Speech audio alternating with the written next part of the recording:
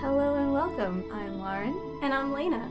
And this is Pass Me the Booze, a paranormal podcast where we discuss the history and hauntings of local and not so local places while partaking in adult beverages. In each episode, we share a different haunted place and pair it with a drink. This week, Brinton Lodge! I've just pressed record. Yay! We're here. We're back. We're doing this. We're here. We're back. We're doing this.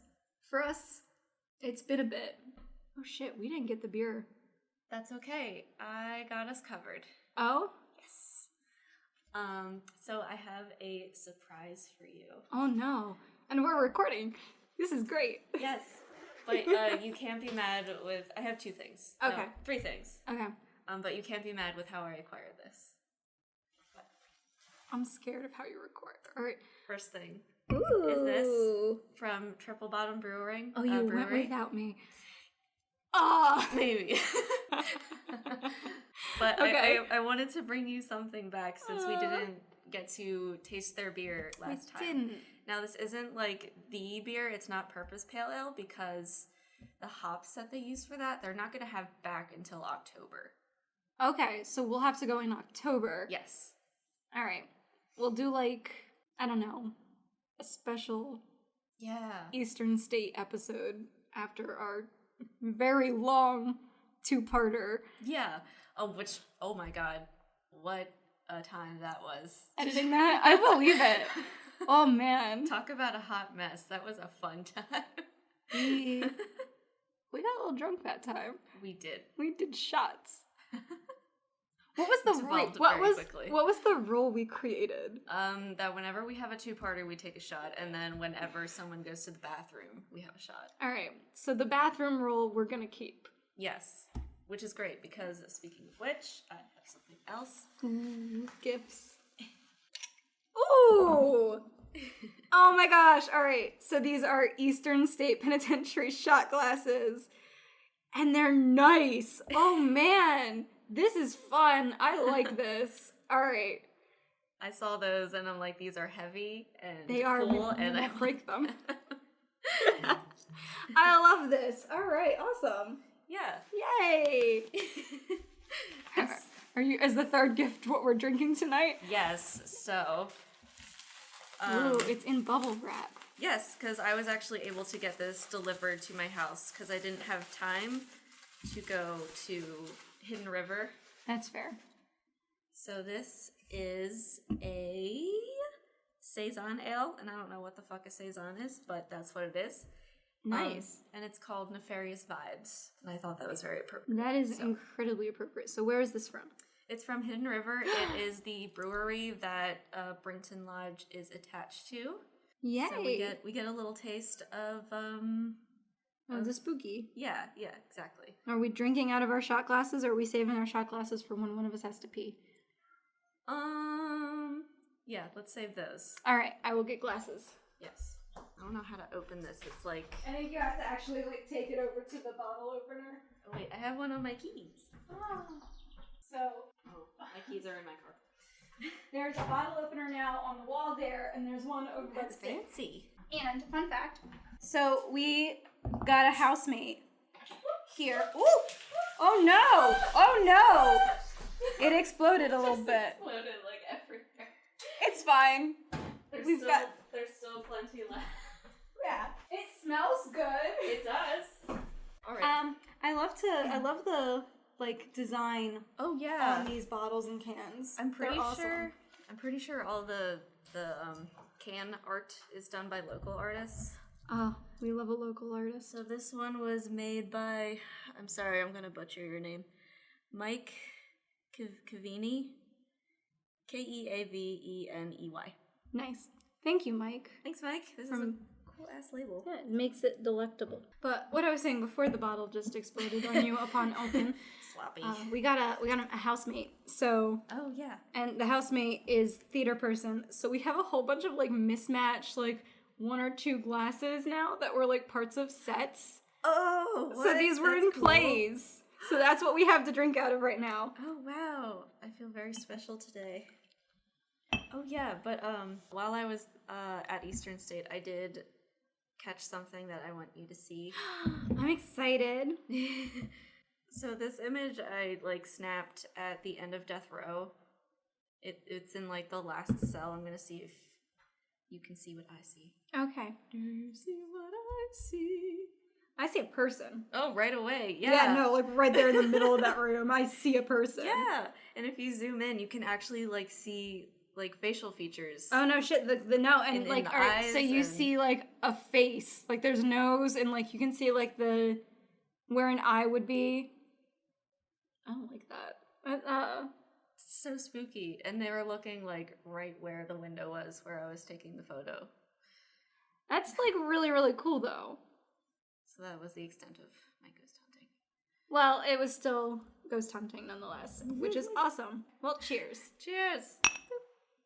That's good. It is really good. It's black currant and tart cherry. I can definitely taste the cherries. I taste the cherries. I like that. That's nice. Yeah. All right. Let me pull it up here. Per the usual, I will give a historical timeline of Brinton Lodge. Yes, tell me about it. I'm so excited about this one. So we start off in the early 1700s. A man named Thomas Millard came to America with none other than William Penn. All right. Who enlisted him as a builder and who sold Millard the original 600 acres that the original farmhouse resided on. 600 acres? Yeah. Like, that is goals. If you think about that, that's an insane amount of land. I would kill for 1 acre. I know. I can't even imagine how much, like, 600 acres would be nowadays. This guy got a whole, like, not even a farm. It's like several farms. Several farms. So then in 1796, the Millards sold the property to a family called the Curlins, and it became the site of early industry. What kind of industry? An invoice from the 1800s shows that the federal government actually bought ammunition from the family, who were skilled blacksmiths. Ooh. So they made mini balls to go into the rifles that would have been used at the time. Super cool. Very cool. It is unclear from the historical documents if the payments were long delayed from the Revolutionary War or if it was connected to the War of 1812, though. So I'm not sure what type of bullets. I jumped the gun and I was like, it's the mini ball! But it's not, probably, to be very honest. Like, we don't know. I don't know my history of guns or bullets. I imagine that was the most common shape. I would hope, but I don't know. My historical experience, I don't know, knowledge doesn't specify in bullets, but it was like the beginning of the industrial age where technology was advancing. So I do know that. In 1890, Marie Whitman of Philadelphia acquired the property. Her daughter, Helen Brooke Whitman, is credited with turning the modest farm into an opulent mansion. Good for her. Yeah. She had to put in a lot of work, I assume, to like... and the historical documents suggested that she not only, like, paid for it and financed the endeavor, but she helped design it as well. Ooh, which is cool. We have an interior designer. We do. So then in 1927, Caleb Brinton, for whom the house is named, purchased the house at the height of prohibitions and turned it into an exclusive gentleman's club. As you do during the prohibition. As you do. So Caleb Brinton might have been the nephew of Helen Brooke Whitman, which is why he was able to purchase the lodge. Auntie, I want this. Yeah. Brinton was the chef and proprietor of Mineral Springs Hotel prior to the purchase, and legend paints Brinton as someone who handpicked his guests based on their social status.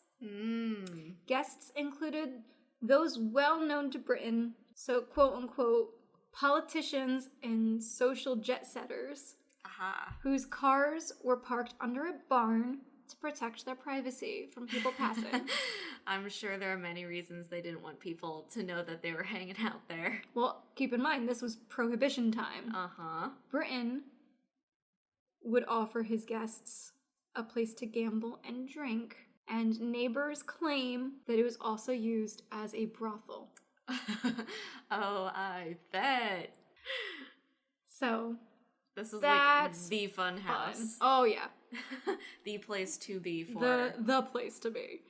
So, Brinton lived in the house until 1972 with his quote-unquote companion, Lillian. After Hurricane Agnes flooded the first floor, Brinton moved out and left the house to Lillian. Mm-hmm. So, it's very sweet. That's very big. Very big. However, it's also like, she was definitely the madame of the brothel. Ah. And his special lady friend. His bottom bitch, as some would say. Yes. All right, Lillian. So then at that point, Lillian had actually become an invalid and used only the first floor of the house. Wait, I'm a bit... I don't know what this word means. What does invalid mean? So, it's a historically used word. I'm not a fan of it. Oh, okay. But she pretty much became... Like, I'm literally quoting history texts here. Mm-hmm. But she pretty much was unable to use her legs. Oh, she was in a wheelchair. Okay. She could not use the stairs. So she only lived on the first floor of the house. I wasn't sure what that meant. I'm just like, invalid, does that mean she just like wants to stay inside? I would hope, but no.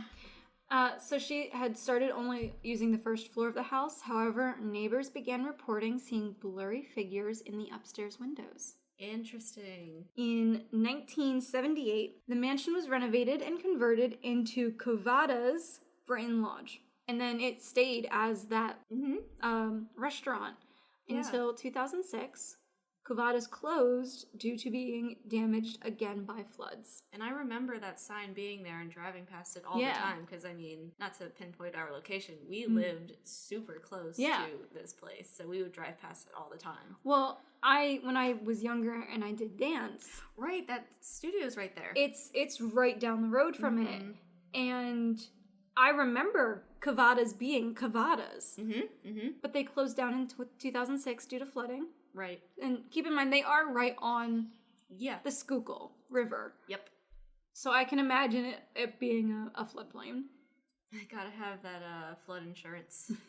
Yes. So then, after a brief reopening, Covada's closed for good in 2009. Like, permanently. In recent years, brothers-in-law, Kevin I'm going to butcher your name, Kevin.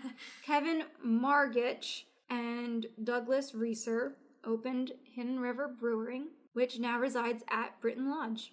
Part of the mansion has been renovated into the brewery. However, part of the house has been restored to its former glory that you can take a tour of. And I think we both talked about this when we decided this was going to be a topic, that we've both done the ghost tour. Yes. And we both... had experiences with the divining rods and stuff, which was really cool. Several mediums have visited the property under the present owner's supervision and have confirmed that at least 5 spirits are at Brinton Lodge, which include Catherine Whitman, which is Helen Whitman's mom, Caleb Brinton, who's the dude who left the house to his mistress/madame, and a character by the name of Dapper Dan. Dapper Dan. I have not been able to find... I wasn't able to find really a lot on Dapper Dan, but I'm hoping you have, because you're going to tell us the spooky stuff. Leyna, do you know what I love? A shot of Annie Get Your Gun with a chaser of ginger ale? I mean, yeah, but I also love not leaving my house. Dude, same. I love my bed and my blankets, and they have accepted me as one of their own, and if I leave now, they will never trust me again. Don't compromise that relationship. I can't. But especially right now. Yes, especially during a pandemic. Don't leave your house. And the last thing I want to do is go out to the grocery store when I could just have everything I need delivered to my house. Is that why you Instacart? That is exactly why I Instacart. They can deliver fresh groceries straight to my door, sometimes in as little as 1 hour. Or I can schedule the delivery if I'm not going to be around. Instacart now also has multiple options based on your needs, from pet stores to your local pharmacy, and our personal favorite, even alcohol. Hell yeah. And they even have a section for people who use food stamps, so you can find exactly what you need all in one place. So follow the link in our show notes to go to instacart.com to get free delivery on your first order of $10 or more. Instacart. Never take a step in a grocery store ever the again. Hey, Lauren. Hey, Leyna. How do we do this? Do it. Make our podcast. Oh, we use Buzzsprout. Do you want to know one of the best things about it? What? You can start a show for free. That's my favorite 4-letter F word. Buzzsprout is hands down the easiest and best way to launch, promote, and track your podcast. Your show can be online and listed in all the major podcast directories like Apple Podcasts, Spotify, Google Podcasts, and wherever else you get your podcasts. Buzzsprout wants their podcasters to succeed. So, in addition to distributing your podcast for you, you'll get a great looking podcast website, detailed analytics, promotional tools, and they'll even help you pick out the right equipment for you, and that's just scratching the surface. So follow the link in our show notes to let Buzzsprout know we sent you and get a great deal on every subscription level. If you sign up for a paid plan, this also gets you a $20 Amazon gift card that you could put towards, I don't know, a new microphone for your podcast. Oh, that's a low blow. And, of course, this helps support our show. So follow the link in our show notes to go to buzzsprout.com and join over 100,000 podcasters already using Buzzsprout to get their message out to the world. Buzzsprout, the easiest way to start a podcast. So let me dive into a little bit more of these people, ghost apparitions, these spooky specters that are living here today. Dun, dun. So, hold on. I already just chugged yeah. my drink already. Do it.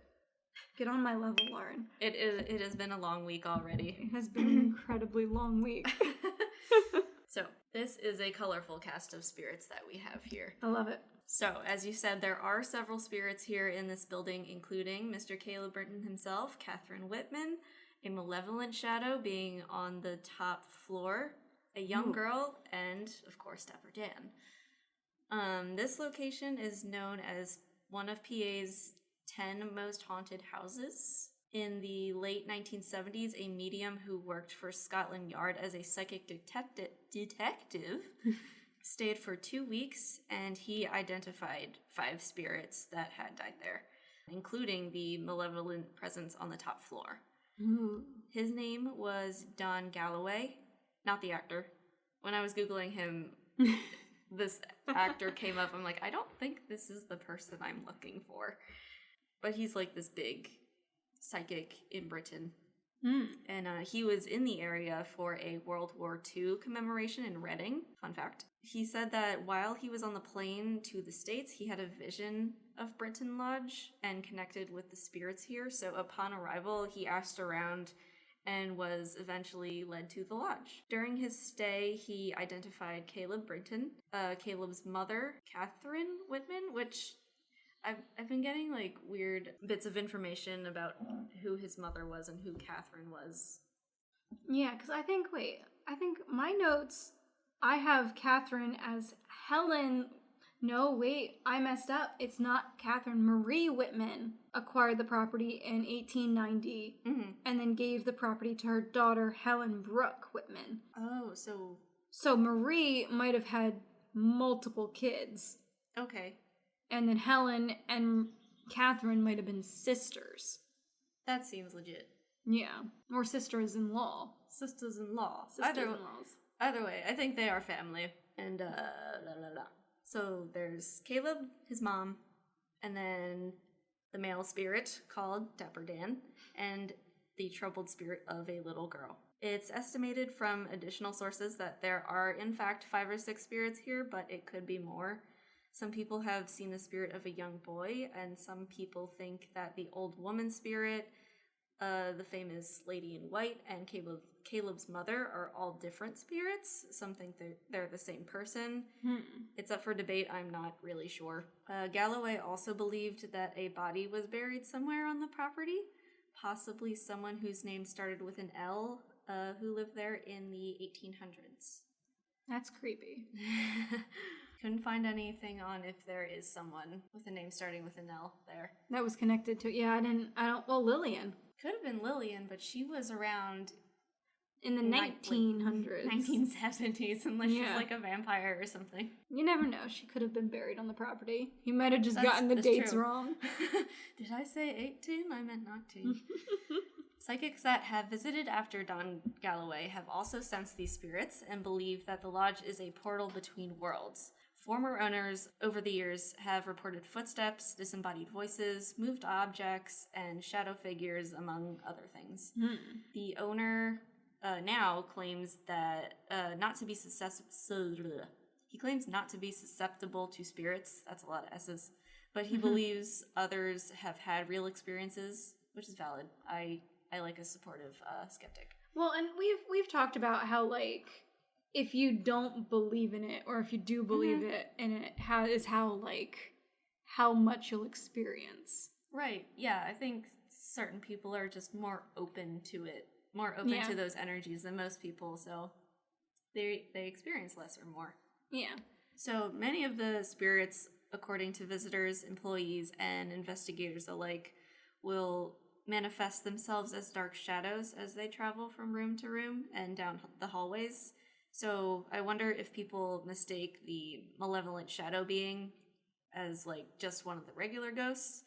I wonder if this shadow being could either maybe be its own thing, or it's just any one of the ghosts taking on this dark form. Like, they're trying to throw off their scent or something. See, whenever I hear somebody refer to, like, a quote-unquote ghost as a malevolent shadow figure, right, I don't think of, like, a human being that died and just, like, left their spirit here somehow. I think it's more, like, demonic. No, that's a very specific kind of look, I guess.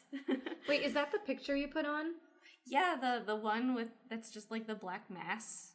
Well, alright, so to me it looks like a man in a bowler hat. Like, you know, Meet the Robinsons, the Disney movie? Yeah. You know the guy who wears a bowler hat? Yeah. It looks like a bigger version of him. Ew. That's what I see. Oh, God, it's funny that you mentioned bowler hat. Because when I went here for a ghost hunt a couple years ago, I went with Josh, and after the tour we split up, and not like in the relationship split up, we split up in the house. And so, like, I was in one room, he was, like, alone somewhere on the top floor, and he told me that while he was alone, he saw this shadow come out from the corner, and it just started to grow and grow and grow, and it looked like it was wearing a bowler hat. I mean, it's alright. I like, if you lean a little bit toward me, you can see my pooter. Yes. So, like, here's his shoulders. Now that I'm looking at it, here's his face with, like, weirdly pointy ears, and that's a bowler hat. And it looks like he's wearing a coat, like an overcoat. Right. I can see the collar. Also, our pizza just got here. Oh, food time! A few moments later. Alright. So tell me more about, I don't remember where we left off. I'm not gonna lie. Where were we?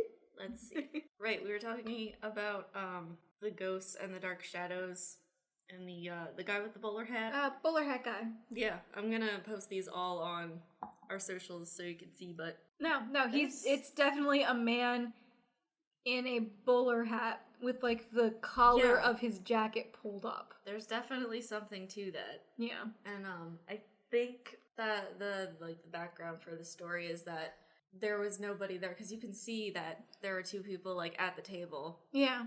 And then when someone snapped this photo, like, of course that black shadow wasn't fucking there, and then it just showed up. Can you imagine, like, trying to snipe a picture of, like, a cute guy across the bar, and that's what you catch instead? That's what I imagined what was happening, and they were trying to be real sneaky, and this dark shadow popped up and was like, not today. Not today. No picture for you. We asked for consent before taking pictures. Yes, snaps all around. Don't be a creep. Maybe this guy isn't so bad after all. Maybe he's not really malicious, malevolent. But we'll see. We'll see. Because this dark shadow has apparently has a long history of being seen at the lodge, and being described as opaque and oppressive. I don't like those two words. Nice alliteration, though. Those two together, there's something there. Yeah. He's even been caught on video. The article I read was super vague about that bit of information, so I don't know where this video is or who did the investigating. So if someone finds that, let me know. Here are some experiences from people over the years concerning the Dark Shadow, or DS as I have grown to call him. This comes directly from the lodge's website. So a tenant on the second floor was awakened early in the morning and witnessed a dark form sitting at the end of her bed. Standing at a hallway desk, a hostess watched as a dark, misty form floated down the main staircase into the old bar room. Creepy. Alone in the Douglas room at about 10 p.m., a worker witnessed a dark form cross over the hallway to the basement steps. A visitor alone in the old bar room saw a dark form enter from the main hallway and disappear. And then, of course, the paranormal investigation team that filmed a pitch black form in the second floor front bedroom. On the video, the entity is well formed and not transparent. So pretty much the same as what's in this photo. In that picture, yeah. Oh. Like, there's definitely a form to it, and you can't see through it at all, so I don't know what that means. I mean, right, but at that sense, how is it opaque? Yeah. Because isn't the definition of opaque, like, you can kind of see through it? Opaque is you can't, transparent is you can. Say that one more time. Opaque is you can't see through it, and then transparent is you can see through it. Okay. So I just got my ints wrong. Yes, the only reason I know that is because I work with like Photoshop and shit, and you can mess with the opacity to make things more transparent or more opaque. Love it. So opaque, but like what's the oppressive part? I guess he just comes with like a very like sad energy or just a heavy energy. Like, have you ever walked into a room and you're just like, ugh, this, I feel heavy in some way and just tired. Okay, so like he's like that. Okay. Okay, so he's a Debbie Downer. Yeah, he just doesn't feel good. So the D in DS is Debbie Downer. DDS. Definitely sad. So Caleb, who may or may not have died here, there are different sources that say he died here, there are some that say he didn't. So bottom line is he was there. He was there at one point or another, and now he's back. He's here for a comeback. Comeback kid. He is said to be a bit frisky. So he's probably an intelligent entity just hanging out in the afterlife of his former brothel, trying to mac on the ladies and keep an eye on the place. And I mean, they say frisky, but it sounds like grabbing people without consent to me. Yeah. Well, and I do remember vaguely from when I did my ghost tour that they were like, and if someone grabs you, that's just good old Caleb. And I was like, that's Caleb. Creepy, but okay, thanks. These are different times, Caleb. We just don't grab people on the butt without asking. Well, he did run a brothel. That's true. I'm sure it was just kind of like, yeah, whatever. Yeah. This is expected. But not anymore. No. Different times. I'm just here to drink some beers and have a good time. Exactly. Or some hard ciders. Yeah. It's also rumored that he's upset because his private club is now open to the public. But apparently he's not super angry because he is seen tipping his hat as he walks by people who have seen him. So he's being a good sport about it. Okay. So, like, bummer that his super secret boy club is not so super secret anymore. But, like, happy that people are coming to drink at his house still? Yeah, he's like, it's open to the common folk now, but hey, I mean... You poor riffraff. Look at all these pretty ladies. Oh, look at all this pretty... Look, they show so much more skin nowadays. Exactly, so I'm sure he's not too mad about that. He's like, hey, yo. I like tank tops. What is this new summer fashion I'm seeing? I love it! Bruce Springsteen's Girls in Their Summer Clothes is now just playing on loop in Hidden River for Caleb. A fun fact, when this place was a gentleman's club during the Prohibition era, it was frequented by Frank Sinatra and Elizabeth Taylor. I had to throw that in there because I really like Frank Sinatra. I love a good Frankie story. Totally unsurprising. So is it bad that I really want Dapper Dan to be Frank Sinatra? Oh my god, could you imagine? That'd be fantastic. That's like the best thing in my mind. Call me Dan. Call me Dapper Dan. Okay, Frank. Can you imagine like being there in that time and just drinking against the law with Frank Sinatra? No, I can't. I want to. I want to do that. I want to break the law with Frankie. Yeah. Same. But alright, so then another tidbit, fun fact history-wise. Mm-hmm. So if Frank Sinatra was frequenting this place, yeah. Do you know what that means? It means he was in our area at one point and I feel special. Sure, that too. But it means that like this place potentially had connections with the mob. Because Frank Sinatra had connections with the mob and that's how he got signed. Oh shit. See, I didn't know that. That is a fun fact. That is a fun fact. I mean, I feel like if you're running a whole bar and a brothel during the Prohibition, you're connected to the mob. You have to be somehow. Yeah. Who's bringing in the booze? Exactly. Which also means, like, I totally could see there being a malevolent spirit. Yeah. Some poor guy got shot and now swims with the fishies in the Schuylkill River. I'd haunt that place if they killed me and then put me in the river. Do you know how many bodies they find in the Schuylkill per year? I don't know the exact math, but it's a lot. It is a lot. But also, do you just know how disgusting the Schuylkill River is? We have a fun name for it here. What do you call it? Schuylkill Punch. Oh man. It's got that distinct taste to it if it's not filtered. Yeah, that too. But no, so like Joe used to go tubing, like all of my friends used to go tubing in Schuylkill. Yeah. And just when they would come out, because I never would because I have standards. I say that lovingly to all of my friends, but y'all decided to willingly put yourselves in the Schuylkill River. I'd rather swim in the Hudson. I'm really, really glad none of you turned into like Spider-Man or like the Hulk from the nonsense going into the Schuylkill River. Oh my. But like the smell that would come off of them was unrivaled by any smell I've ever smelled since. It's pretty rank, isn't it? The worst smell. It smelled like puke and dirty laundry and a latrine. Like there was just so many smells all wrapped into one. Fish. Or at least what you would hope is fish. Ooh. Just smells like straight low tide. Yep. At all times. Oh my god. And that's what we drink when we drink water in Pottstown. Yay!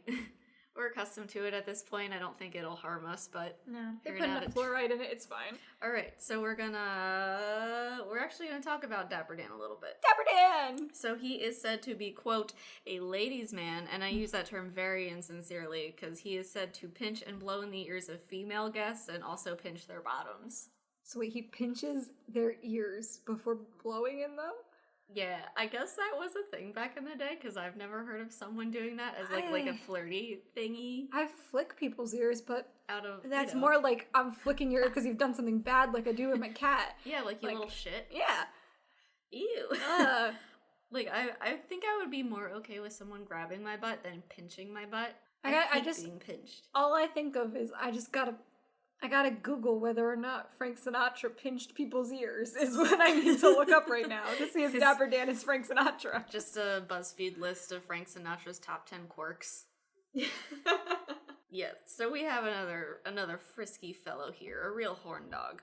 Well, it was a brothel, so it makes sense. Yeah, I'm sure he loved it here, whoever the fuck he was. But he's seen on the second floor in the meeting room, and you know, honestly, I couldn't really find much on Dapper Dan either, and I'm kind of sad about it. That's about all I have on him. Was that he pinches butts and ears and blows in people's ears. He likes the ladies, apparently. Well, that seems to be a pattern with ghosts Yeah. that are guy ghosts. Mm-hmm. Is they like just being able to fuck with women now. Yeah, I mean, like, that seems to be the attitude here. Like, we don't have his actual name, but now that he's a ghost here, he's like, this is my time. This is who I'm gonna be. Call me Dapper Dan. I'm the yeehaw man around these parts. Eat the patriarchy. Anyway, I feel like if we go here for, like, a private ghost tour, like a little ghost hunt or something, we can try to draw him out. Try to get some answers. we're push-up brawls. Yeah, exactly. Really gussy up for him. And I want to know more about Dan. I feel like there's not enough. He's a real mysterious character. Yeah. If we do a personal tour, we'll have to ask about Dapper Dan. Yes. And be like, no, I want to know more than just he pinches ears and pinches butts. There is also the elderly woman who hovers near the steps to the 3rd floor living area and is said to wave to people from the windows. So probably the person that people started to see when Lillian was still there. Mm-hmm. A lot of people think that this is actually Caleb's mother, Catherine, maybe, because both her and Caleb maybe have died in the house. And there's been a lady in white spotted floating around the 2nd floor bathroom mirror or on the staircase. Questionable whether these are the same spirit. Well, and if I remember correctly from, like, because you're like triggering memories right now of me doing the ghost tour. Isn't that fun? It's really fun. If I remember correctly, it was Caleb's mom died in the house in her bedroom. Yes. And her bedroom was the weird one that had a lot of, like, animal heads. They had, like, 3 deer heads in the room for some reason. Yeah. I remember that vividly. Of strange artifacts. Yeah, it looked like a hunting room. It did. But, like, a bed was in there. So, like, I fully would be like, yeah, the crazy lady who lived in that bedroom's definitely haunting this place. She's like, I want to stay here with my severed animal heads. And now the young girl is supposedly residual and just repeating the sad experiences she lived through here, but I want to argue this because I think I spoke to her. I think. The first time I did a ghost tour here, they gave us the divining rods after the tour. Yeah. And I was drawn to this room in particular on the 3rd floor. It was the one I think it's with the all little the dresses. kids. Yeah, we talked about this and how Dresses we and both dolls. felt drawn to it. Yes. Yeah.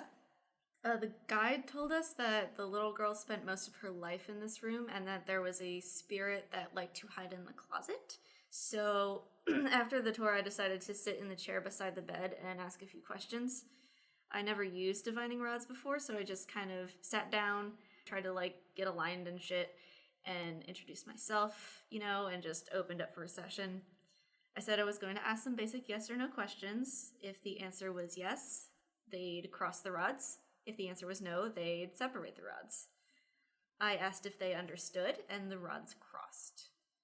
At this point, I had to, like, take a deep breath and reset the rods to make sure they were absolutely still while I was holding them, because my initial thought was just, no, that was too quick of an answer. Mm-hmm. And for every question I asked, I made sure to reset them. I asked if someone died in this room, and they crossed again. I asked if they were a boy, and the rods parted a bit. I asked if they were a girl, and they crossed. I asked then if they were the person that hid in the closet, and they crossed again. I was sitting right next to the closet while I was asking this, so I'm like, okay, that's cool. Are you in the closet? Is the next question I would have asked. Hell no. And so this next question was maybe a little bit dangerous to ask, but I then asked if they knew they were dead, and the rods parted so far, it just seemed like they truly didn't know they were gone, and I could just feel that sadness and confusion in the room. And I don't know if it actually, like, did anything, but I told them that it was okay, that they could move on now if they wanted. They didn't have to stay here. I asked if they understood, and the rods crossed again, and I think that's about when I ended the session. Aw. Now, see, I felt drawn to that room, and I didn't think to ask, like, any questions about the spirit. Mm-hmm. I was more or less, like, asking questions to see if the presence in there was, like, knowing. Right. Because, so in my experience, if someone is like, yeah, we're haunted by the presence of a little girl, it's never a little girl. No. And I've got to be honest. So, like, I had started off with cross for yes, expand for no. Uh-huh. And I had Joe, who was with me, hold up X amount of fingers behind his back and stand away from me. And I was like, can you tell how many fingers he's holding up? And then it crossed for yes. Okay. And then I started, like, pulling out numbers, and it guessed right. Like, it when I got to the number that Joe was holding up, it was correct. Oh my gosh. Yes, so she's definitely intelligent. She's It's something's there. Yes. That's, like, intelligent. But then I also, like, maybe this was dangerous. But I, in my head, without verbally saying anything, asked, can you hear me? And it crossed for yes. And I wasn't holding the divining rods at that point. I have goosebumps. I know. Oh my god. And, like, so knowing that, I don't think all ghosts are psychics. No, I think something else is there too. Right. Or the little girl's not a little girl. That's very possible. I mean, demons are Trickies. famous for disguising themselves as something innocent, so people let their guards down. Yeah. I don't know. But just the fact that, like, it was Joe holding the divining rod, and I was like, I want to try something. Yeah. And I did not verbally say anything. Right. I just asked, can you hear me? And immediately it crossed. I was like, all right, we're done. We're so leaving this eerie. room. Please don't follow. Please stay out of my head. Okay, goodbye. This is done. Yeah. Always say goodbye. Goodbye. Holy water in the car. Remember to cross yourselves on the way out. Yeah. No, but, like, it's they legitimately, I don't know, that part freaked me out. Just the knowing that whatever's in that room was able to know my thoughts. Yeah, that's uncomfortable. Yeah. But yeah, I'm not sure who this little girl is. From what I remember from the tour, the story goes that she was the daughter of a former owner, and she may have been mentally challenged in some way.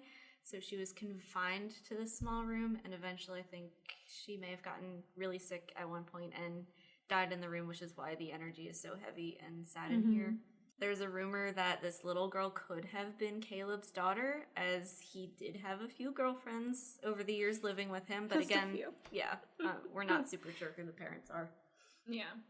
But speaking of which, Caleb was definitely a heartbreaker in his time. I just wanted to throw this little tidbit in here that I found. Apparently, Caleb was sued in the early 30s by a woman named Blanche Lessing.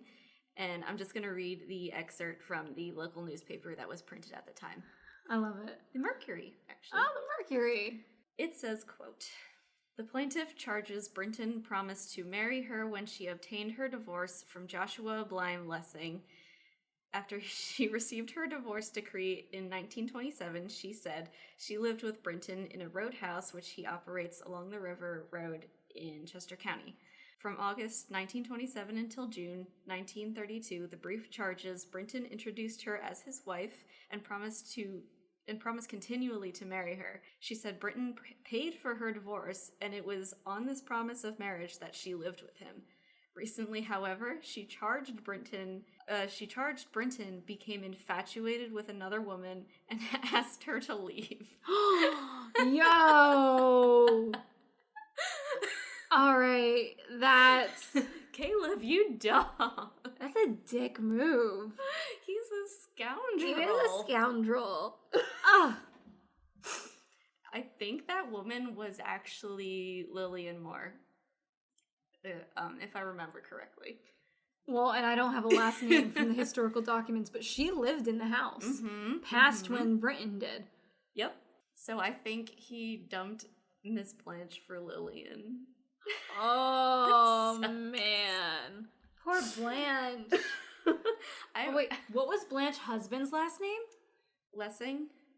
Dude, guy on the property with the name of The L. last name L. Oh no. Her husband is buried on the property.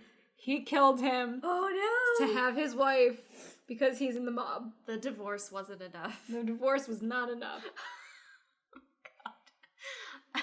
I wonder if she was successful in the suit, number one. Number two, I wonder how you can sue someone for a broken promise. That's actually, no, like, Is that's that a a thing. thing? That is a thing. What? Everyone's ears just perked up. I know.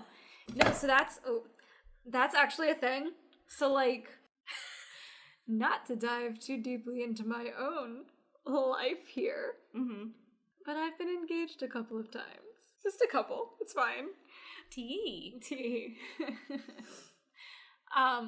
But the one where he broke off the engagement to me after 3+ years, Right. I could have sued for breach of contract.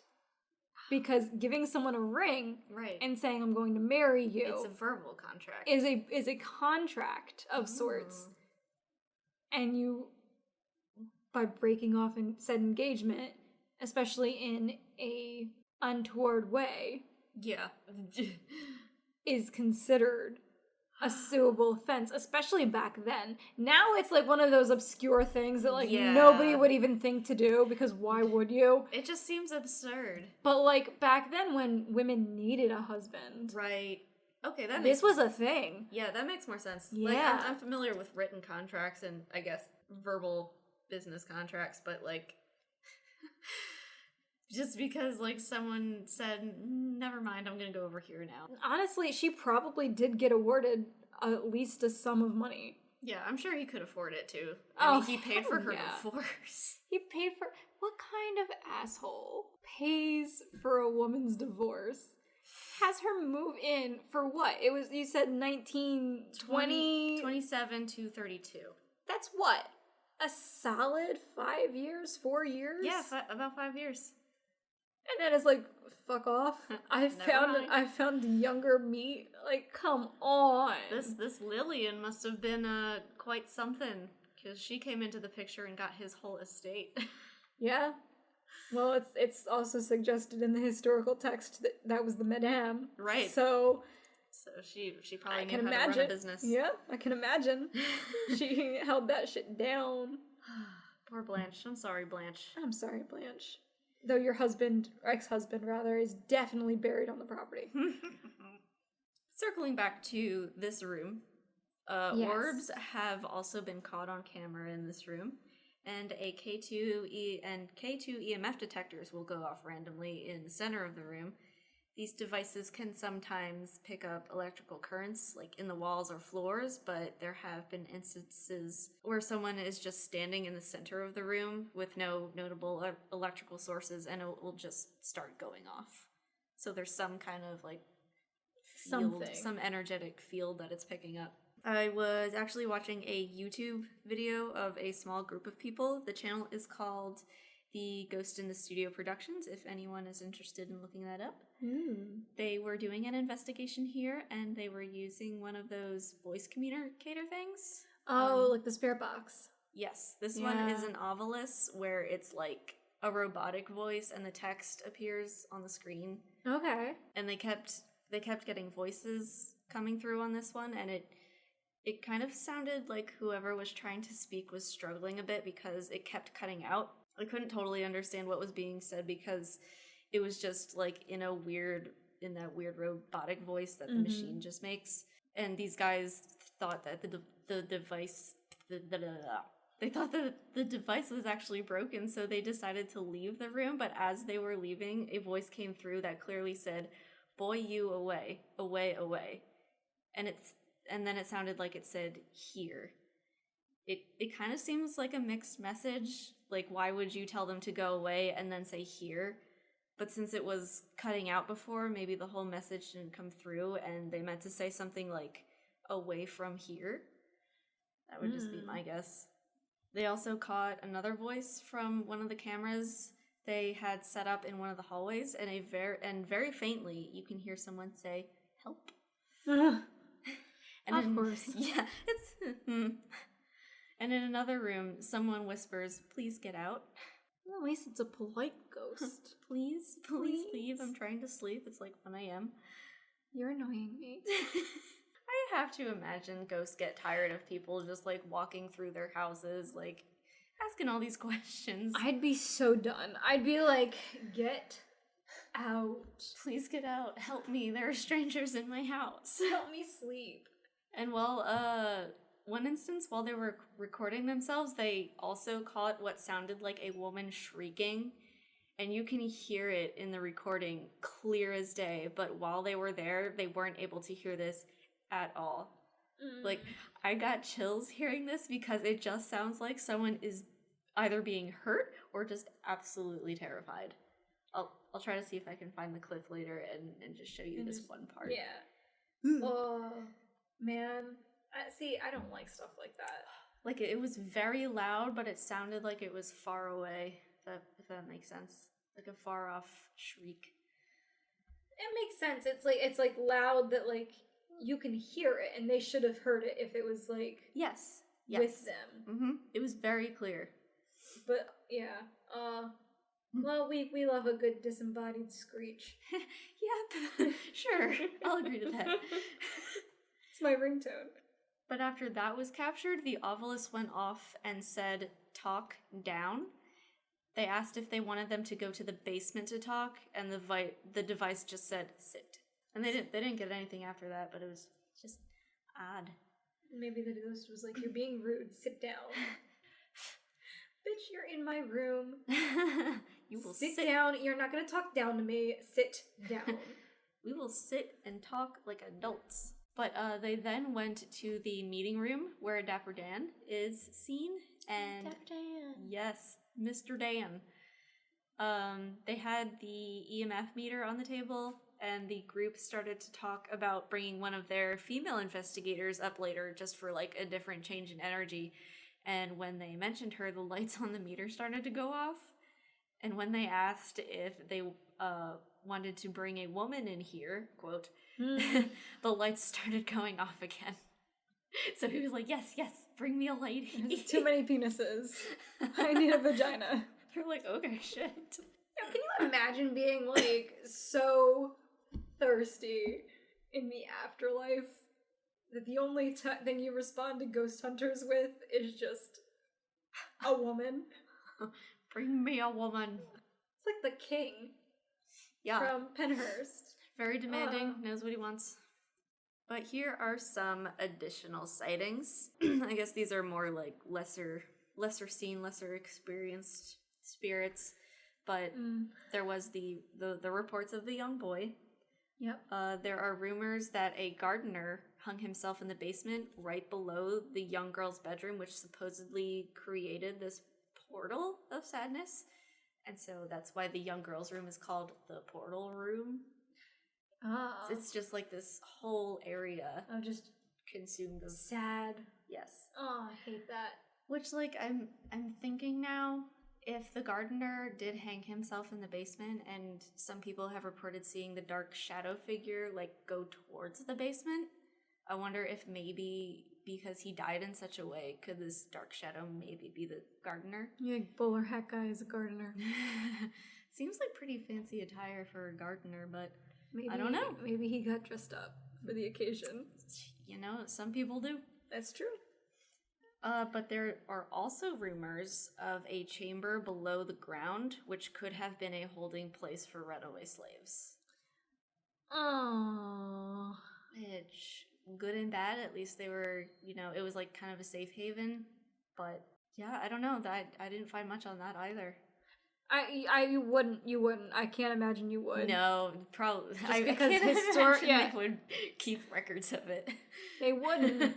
No. And even like after railroad times were gone, right? Nobody would have bragged about being on the railroad. No, absolutely not. You don't want to get in trouble. Exactly. And I mean, even if it wasn't, if it was a place to store, supplies during the Prohibition era, you're still not going to fucking mention it. No.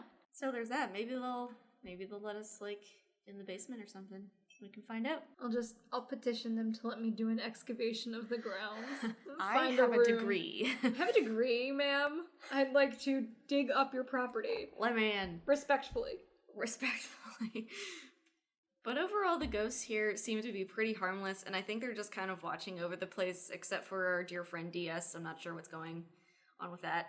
But yeah, I mean, other than the, like, making everyone sad and ruining sneaky pictures of people from across the bar, I don't know. I can't imagine, like, I don't know. I would want to know more about what Dark Spirit is credited with doing.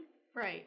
Because it just seems he lurks and he just freaks people out. He doesn't really seem to do much. No. Yeah. Like, I wouldn't call someone who just ruins a snapshot from across the room a malevolent spirit. I feel like that's aggressive. You're just aggressively upset he ruined your picture.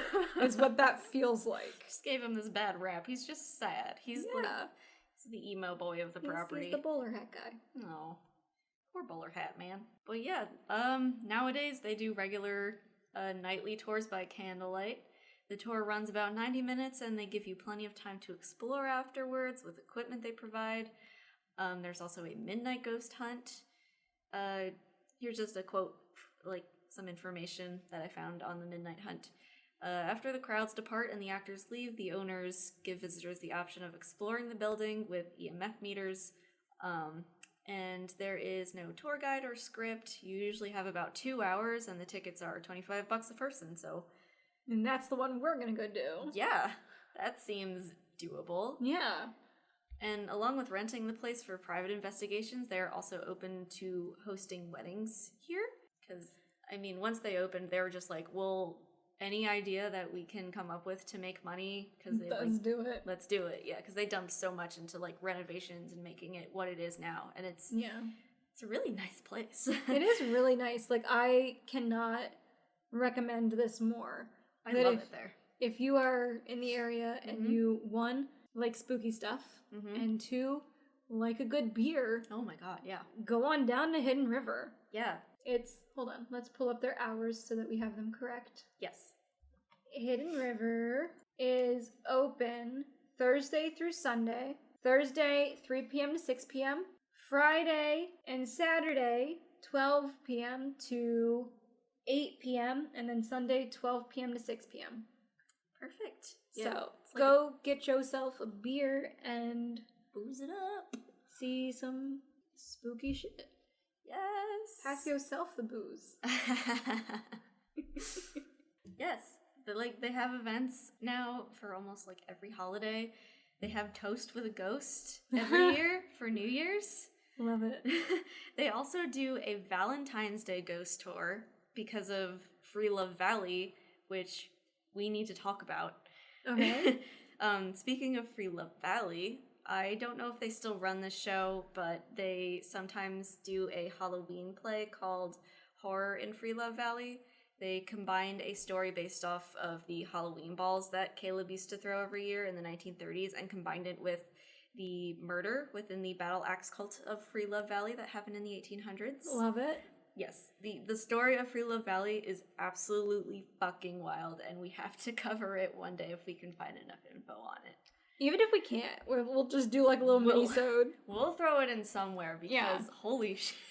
I'm for it. It is a wild ride. But today the pub features a rotating selection of 12 to 18 creative craft beers and ciders produced on site, as well as a weekly locally sourced dinner menu. So everything at Hidden River reflects the flavors of the area because many of their brewing ingredients and all their menu items are sourced locally. And again, we are big fans of locally sourced products and food. Mm-hmm. Support your local people. Yes. Because that's how we're gonna continue to get great things like Hidden River. Yes, and like even if you're not into the spooky stuff, like it's such a cool place to go because their beer menu is large and it's creative too. I will say that. Yeah, it constantly changes every week. So like we're having Nefarious Vibes tonight, it's gonna be something totally different next week, and they're not gonna have this anymore. So, like, in a way, some of their creations are, like, exclusive. Yeah, so if you want a unique drink that you'll fall in love with and never be able to drink again, come on down to Hidden River. If you like to torture yourself like that, I know I do, just because I love to experience something. I just want to feel something. I just want to feel something. No, but like I don't know. I think Hidden River's awesome. And honestly, the food menu the last time I was there was so good. Yes. It was so good. I always keep an eye out for a good steak. Yeah. They had, when I went, they had like a cheese platter, and it was like locally sourced cheese. I'm sure it was amazing. I love cheese. I love cheese. I'm a bit of a cheese fiend. I haven't had cheese and meat in a while. Oh boy. That's where my brain is. Well, yes. Go to Hidden River. They even had a drink called Dapper Dan, which I tried to look for, but of course it's gone now. And I hope that they maybe cycle through it again and name a drink after one of the ghosts. But yeah, we need the woman in white. Ooh, that could be fancy. Make it like a wit beer. Woman in wit. Woman in wit. Woman full of wit. Yes. All right. Yeah. All right. That's Hidden River for you. That is Hidden River. Thank you for joining us, friends. Bye. Goodbye, I guess. Goodbye, I guess. I guess I'll stop recording. Later. Now, so we decided to continue with this recording to break in our shot glasses that Lauren has gotten us from Eastern State, which are perfect. They're so heavy. They are heavy. I like that they're heavy, though. Like, you know, I like the weight to them. Real mean They shot. look so cute. All right. So what I was saying is our selection of liquor has expanded. Wow. Since you were last here and since I was last here, because I've been at camp. We've come a long way since Windowsill Whiskey. We have come a long way since Window Whiskey, though we still do have, of course, our Window Whiskey. Mm-hmm. But there's also now Malibu. Wow. There is gin with lime. Wow. There's regular gin from our wonderful Okay. cranberry. Our first episode. There's watermelon. Ooh. Sky. There is, I don't actually know what the rum, white rum. There's, I don't know, it's looking like tequila. Oh boy. It is tequila, make the perfect margarita is what the bottle says. I still gotta work tomorrow. Ghibli's gin. Ghibli's gin. I've never had that. Is it full of whimsy? I hope it is. Wow. Blue Curaçao. Curacao?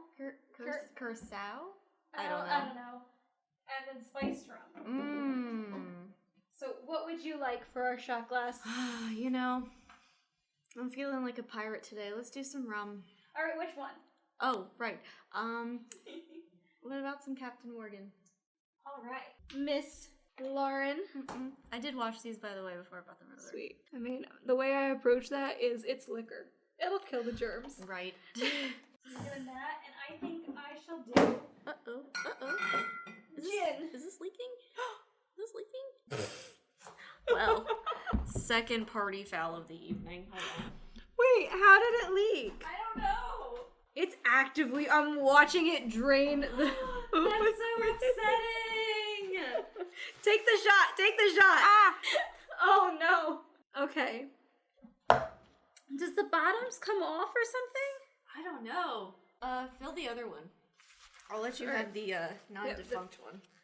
Well, I have a feeling they're both funked. Oh, that sucks.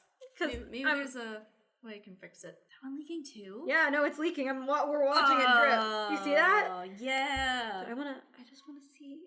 Yeah, it's the silver part on the bottom is like that silver like it's not hole. sealed It's properly. not sealed. All right, I see, I'm gonna take my shot. Okay. Woo! Okay.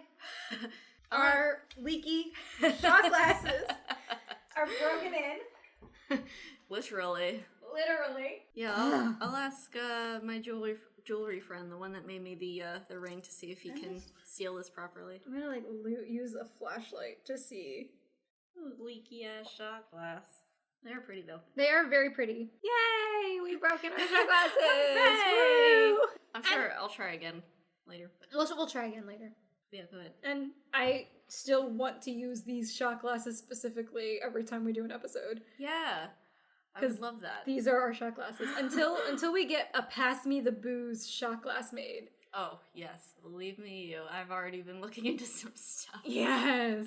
I love it. Can like use a 4imprints.com shot glass. Yo, I have a bag just like that. Yes. The bag that I brought the alcohol in is a 4-imprint bag because that's what we use at work for all of our shit. Yeah.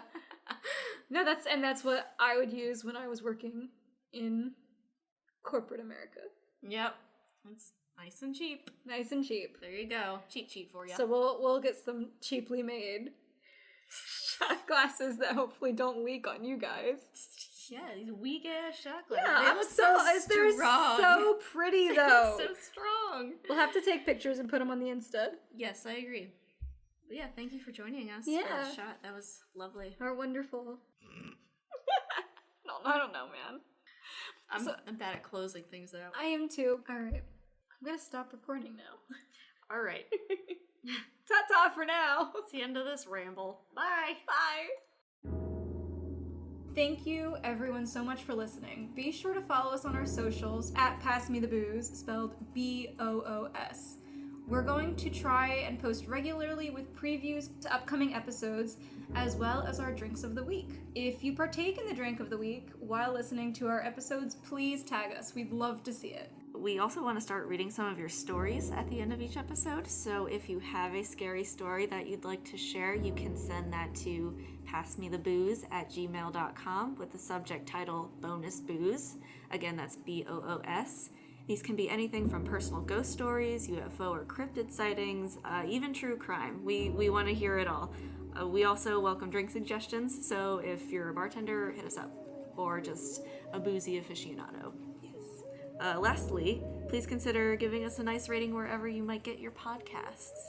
It really helps us out in the rankings and will allow us to keep making the show and making it even better. And tell your friends, tell your families, tell your dog. We have some really big plans for the podcast, and we would love to be able to make that happen for you all. And I think that's everything. Yeah. Thank you so much. We'll see you next week. Bye! Goodbye.